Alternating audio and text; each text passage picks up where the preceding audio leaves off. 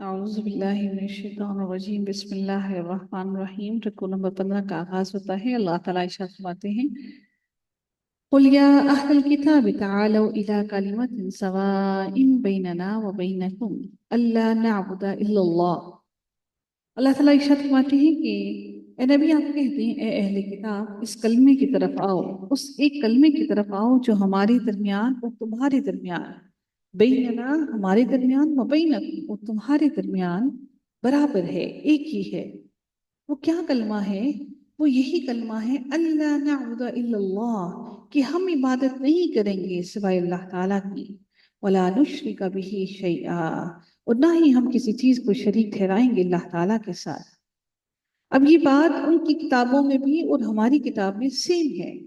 نبی کریم صلی اللہ علیہ وسلم کو اللہ نے کہا کہ اہل کتاب سے اب کہہ دیجئے کہ اور سب کچھ چھوڑو، صرف ایک کلمے ایک بات پر اکٹھے ہو جاؤ، وہ جو تمہارے اور ہمارے درمیان مشترک ہے کہ ہم سوائے اللہ کے کسی کی عبادت نہیں کریں گے اور ہم اس کے ساتھ کسی کو شریک نہیں ٹھہرائیں گے۔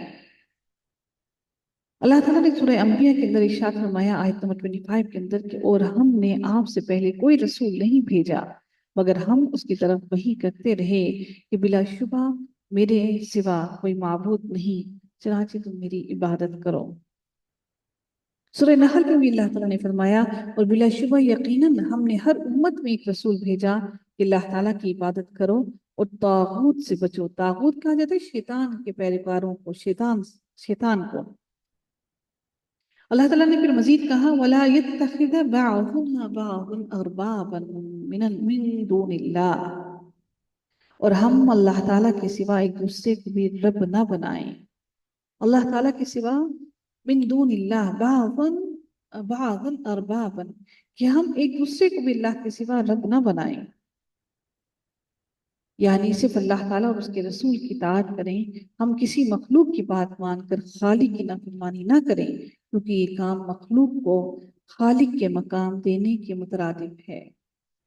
جو ہم کسی کو دنیا کے اندر بھی کسی کو اتنی زیادہ اہمیت دے دیتے ہیں، اپنی دعائیں اور سب کچھ اس سے مانگنا شروع کر دیتے ہیں، تو اللہ تعالیٰ کی صرف اس کو دینے کے مقابل ہے۔ فَإِن تَوَلَّوْا فَقُولُوا اشْهَدُوا بِأَنَّا مُسْلِمُونَ۔ اللہ تعالیٰ فرماتے ہیں کہ پھر اگر وہ منہ موڑیں تو آپ کہہ دیں نبی کہ تم گواہ ہو جاؤ بلا شبہ ہم مسلمان ہیں۔ فَقُولُوا اشْهَدُوا، بس ان کو کہہ دو کہ تم بھی گواہ ہو جاؤ کہ بِأَنَّا مُسْلِمُونَ، کہ ہم مسلمان ہیں اور ہم مشرک نہیں، ہم شرک کرنے والے نہیں ہیں۔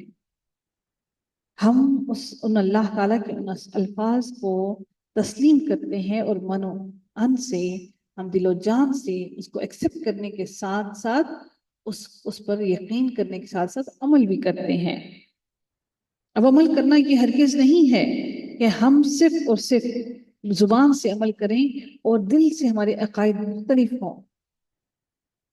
رسول اللہ صلی اللہ علیہ وسلم نے ہرقل کی طرف جو خط بھیجا تھا اس میں یہ تحریر تھی کہ اللہ تعالیٰ کے نام سے شروع، جو بڑا مہربان اور نہایت رحم والا ہے، محمد اللہ کی طرف سے روم کے بادشاہ ہرقل کے نام، سلام ہو اس شخص کو جو ہدایت کی پیروی کرے، حمد و ثنا کے بعد میں تمہیں اسلام کی دعوت دیتا ہوں، مسلمان ہو جاؤ، سلامت رہو گے، اسلام قبول کر لو، اللہ تعالیٰ تمہیں دگنا اجر عطا فرمائے گا۔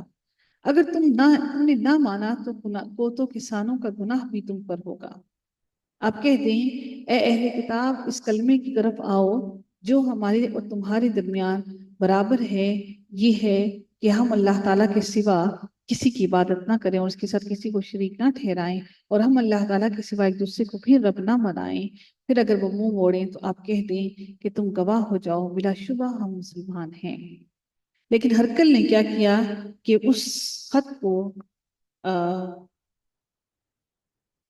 جب نبی صلی اللہ علیہ وسلم کو نے خط بھیجا وہ پریشانی میں مبتلا ہو گیا کہ اب وہ اس خط کا کیا کریں۔ تو نبی صلی اللہ علیہ وسلم کی تبلیغ کا ایک یہ بھی طریقہ تھا کہ نبی صلی اللہ علیہ وسلم نے جب انٹرنیشنلی تبلیغ کرنا شروع کی تو خط بھیجے نبی صلی اللہ علیہ وسلم نے، اور ان کے خط کے بس بہت سے لوگوں نے اسلام بھی قبول کیا، اور وہ خط ہر آدمی کے پاس نہیں جاتا تھا، سرداروں کے پاس جاتا تھا، تاکہ سردار اگر ایمان لے آتے تو سرداروں کا اتنا اثر و رسوخ ہوتا تھا کہ اگر ایک سردار ایمان لے آتا تو اس کی باقی پوری کی پوری قوم اسلام لے آتی۔ اللہ تعالیٰ اگلی آیت میں ارشاد فرماتے ہیں یا اہل الکتاب لما تحاجون فی ابراہیم، اے اہل کتاب تم ابراہیم کے بارے میں کیوں جھگڑتے ہو؟ حالانکہ تورات اور انجیل تو حضرت ابراہیم علیہ السلام کے بعد نازل ہوئی، وما انزلت التوراۃ والانجیل، اور تورات اور انجیل تو ہم نے نازل ہی نہیں کی، الا من بعدہ، مگر ان کے بعد نازل کی، افلا تعقلون، کیا بھلا تم عقل سے کام نہیں لیتے؟ تم کیسے کہہ سکتے ہو کہ وہ یہودی یا عیسائی تھے؟ تو اس وقت تو یہ کتابیں تھیں ہی نہیں، پھر تم کیسے یہ اس بات پہ جھگڑتے ہو کہ وہ یہودی تھے، یہودی کہتے ہیں، اور عیسائی کہتے ہیں کہ وہ عیسائی تھے؟ تو وہ کتابیں تو ان کے وقت اس وقت میں تھی ہی نہیں۔ اللہ تعالیٰ فرماتے ہیں وہ کتابیں تو ہم نے ان کے بعد نازل کی۔ پھر نبی پھر اللہ تعالیٰ پھر آگے مزید ارشاد فرماتے ہیں ہا انتم ہؤلاء حاججتم فیما لکم به علم فلما تحاجون فیما لیس لکم به علم۔ ہاں تم وہ لوگ ہو، تم نے اس بات میں جھگڑا کیا جس کا تمہیں خود بھی علم نہ تھا، پھر اس کے بارے میں کیوں جھگڑا کرتے ہو جو اس کا تمہیں خود بھی علم نہیں ہے؟ واللہ یعلم وانتم لا تعلمون، یہ تو بات اللہ جانتا ہے تم تو نہیں جانتے۔ کہ حضرت ابراہیم علیہ السلام کے بارے میں بحث کر رہی ہیں، جھگڑا کر رہی ہیں، کیونکہ حضرت ابراہیم علیہ السلام کو سبھی مانتے ہیں۔ تو اللہ تعالیٰ فرماتے ہیں کہ تم ان کے بارے میں کیوں جھگڑ رہے ہو جس کا تمہیں علم ہی نہیں ہے؟ یہ سب باتیں تو اللہ جانتا ہے۔ پھر اب اللہ تعالیٰ حضرت ابراہیم علیہ السلام کے بارے میں مزید الیبوریٹ کر رہی ہے ما کان ابراہیم یہودیا، ابراہیم نہ یہودی تھا، ولا نصرانیا، اور نہ ہی نصرانی تھا، ولیکن کان حنیفا مسلما، بلکہ وہ یکسو مسلمان تھے، یعنی وہ مکمل طور پر اللہ تعالیٰ کی اطاعت گزار تھے۔ وَكَانَ مِنَ الْمُشْرِكِينَ، یہودی اور عیسائی تو دونوں ہی مشرک ہیں۔ اللہ تعالیٰ فرماتے ہیں وہ تو مشرکوں میں تھا ہی نہیں، کہ تم کیسے کہہ سکتے ہو کہ وہ یہودی یا عیسائی تھا؟ وہ تو مشرکوں میں سے تھا ہی نہیں۔ إِنَّ أَوْلَى النَّاسِ بِإِبْرَاهِيمَ لَلَّذِينَ اتَّبَعُوهُ وَهَذَا النَّبِيُّ وَالَّذِينَ آمَنُوا۔ اللہ تعالیٰ فرماتے ہیں یقیناً لوگوں میں ابراہیم کے سب سے زیادہ قریب وہ ہیں جنہوں نے ان کی پیروی کی، وَهَذَا النَّبِيُّ، اور یہ نبی، وَالَّذِينَ آمَنُوا، وہ جو ایمان، اور وہ لوگ، وَالَّذِينَ آمَنُوا، اور وہ لوگ جو ایمان لائے، وَاللَّهُ وَلِيُّ الْمُؤْمِنِينَ، اور اللہ تعالیٰ مومنوں کا دوست ہے۔ اللہ تعالیٰ ایسے لوگوں کو مشرکوں کا دوست نہیں ہے۔ سیدنا عبداللہ بن مسعود فرماتے ہیں کہ رسول اللہ صلی اللہ علیہ وسلم نے فرمایا کہ ہر نبی کے لیے انبیاء میں سے دوست ہوتے ہیں، میرے دوست میرے باپ اور اللہ تعالیٰ کے خلیل حضرت ابراہیم علیہ السلام ہیں۔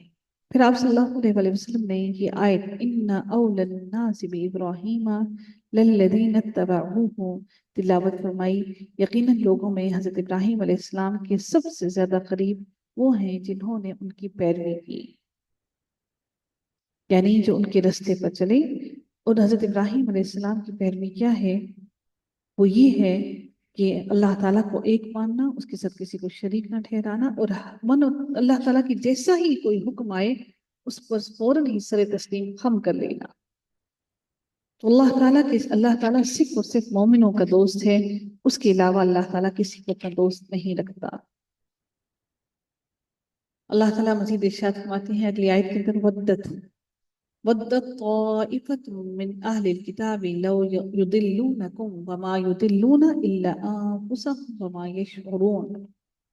اللہ تعالیٰ فرماتے ہیں اہل کتاب میں سے ایک گروہ خواہش رکھتا ہے کہ کاش وہ تمہیں گمراہ کر دیں، یعنی نبی کریم صلی اللہ علیہ وسلم کو گمراہ کر کے اہل کتاب چاہتے ہیں کہ وہ نبی کریم صلی اللہ علیہ وسلم کو گمراہ کر کے ان کو بھی شرک میں مبتلا کر دیں، یا پھر ان کو یہودی بنا لیں یا پھر ان کو نصرانی بنا لیں۔ اگر وہ یہ نہیں بنتے ہیں تو کم از کم ان کو واپس مشرکوں کے ساتھ، اہل مکہ کے ساتھ انہی کے مذہب پر ڈال دیں۔ اللہ تعالیٰ فرماتے ہیں وہ دل سے یہ چاہتے ہیں کہ تمہیں بھٹکا دیں۔ وَمَا يُضِلُّونَ إِلَّا أَنفُسَهُمْ وَمَا يَشْعُرُونَ، اللہ تعالیٰ فرماتے ہیں حالانکہ وہ نہیں گمراہ کر رہے، وہ نبی کو گمراہ نہیں کر سکتے ہیں، مگر وہ گمراہ اپنے آپ کو ہی گمراہ کر رہے ہیں، اپنے آپ کو، اپنی جانوں کو ہی ظلم میں ڈال رہے ہیں۔ ان کی تمام تدبیریں کسی کام نہیں آئیں گی، بلکہ ان کی تدبیریں انہی کو نقصان پہنچائیں گی۔ مومنوں کو گمراہ کرنے کی کوشش خود انہی کے لیے گمراہی اور عذاب کا سبب بنی، اور ان کے لیے گمراہی میں مزید اضافے کا سبب بنتی ہے۔ سورہ نحل میں اللہ تعالیٰ ارشاد فرماتے ہیں جن لوگوں نے کفر کیا اور اللہ تعالیٰ کے راستے سے روکا، ہم ان کے عذاب پر عذاب کا اضافہ کریں گے اس کے بدلے جو وہ فساد کیا کرتے تھے۔ مزید اللہ تعالیٰ ارشاد فرماتے ہیں یا اہل الکتاب لما تکفرون بآیات اللہ وانتم تشہدون، اے اہل کتاب تم اللہ تعالیٰ کی آیات کا کفر کیوں کرتے ہو حالانکہ تم گواہی دیتے ہو؟ یعنی تم گواہی دینے کے باوجود اے اہل کتاب تم اللہ تعالیٰ کی آیات کا کفر کیوں کرتے ہو حالانکہ تم تو گواہی دیتے ہو؟ یعنی تم کیوں باطل رستوں پر چلتے ہو؟ خود تمہیں بھی اس میں شک نہیں، تم جانتے ہو کہ تمہاری کتاب میں نبی صلی اللہ علیہ وسلم کے بارے میں سب کچھ واضح طور پر لکھا ہوا ہے، اس کے باوجود بھی تم کفر کرتے ہو۔ حق پرستوں کے سب سے بڑے گروہ بنی اسرائیل سے وابستگی رکھتے ہیں۔ اہل کتاب قرآن مجید کی دعوت کو ماننے کے لیے تیار نہیں ہوئے، اس کی وجہ یہ تھی کہ ان کے اندر یہ احساس تھا کہ وہ پہلے سے حق پر ہیں، اور وہ سمجھتے تھے کہ حق پرستوں کے سب سے بڑے گروہ جو ہیں وہ بنی اسرائیل ہی ہیں۔ وہ سمجھتے تھے کہ بنی اسرائیل کے علاوہ کوئی بھی جنت میں داخل نہیں ہوگا، اس لیے وہ کہتے تھے کہ حق پرستوں میں سب سے بڑا گروہ جو ہے وہ بنی اسرائیل ہے، اور جو بنی اسرائیل کے ساتھ وابستہ رہے گا وہی حق پر ہوگا اور سچ پر ہوگا، وہی جنتی ہوگا۔ اللہ تعالیٰ اس سکو کے آخری آیت میں ارشاد فرماتے ہیں یا اہل الکتاب لما تلبسون الحق بالباطل، اے اہل کتاب تم حق کو باطل سے کیسے گڈمٹ کر کے جوڑ سکتے ہو، مکس کر سکتے ہو، اور تم حق کو چھپاتے ہو حالانکہ تم جانتے بھی ہو۔ اہل کتاب کو اللہ تعالیٰ نے جھنجھوڑا ہے، اے اہل کتاب تم حق کو بالکل سے گڈمٹ کیوں کرتے ہو اور کیوں تم حق کو چھپاتے ہو حالانکہ تم تو جانتے ہو سب باتیں، تم اللہ تعالیٰ کی آیات کا انکار کیوں کر رہے ہو باوجود اس کے کہ حق کے دلائل تمہارے پاس موجود ہیں؟ پھر تم کیوں گمراہی پر جا رہے ہو؟ تم حق پر باطل کا رنگ چڑھا کر اس کو کیوں مشتبہ بنا رہے ہو؟ کیوں ان الفاظ کو ایسے بیان کرتے ہو کہ کسی کو اصل اور حقیقت کی طرف کوئی جا کر پہنچ ہی نہ سکے؟ اس لیے تمہیں ان باتوں سے رک جانا چاہیے۔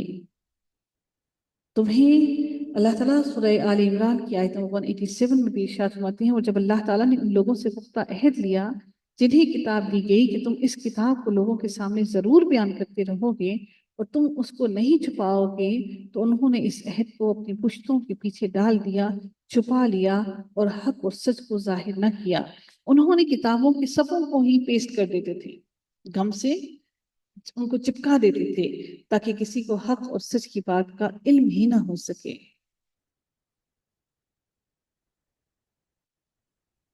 اللہ تعالیٰ ہم سب پر اپنا خصوصی رحم فرمائے۔ وآخر دعوانا ان الحمد للہ رب العالمین صلی اللہ تعالی علی خیر خلقہ اجمعین برحمتک یا ارحم الراحمین۔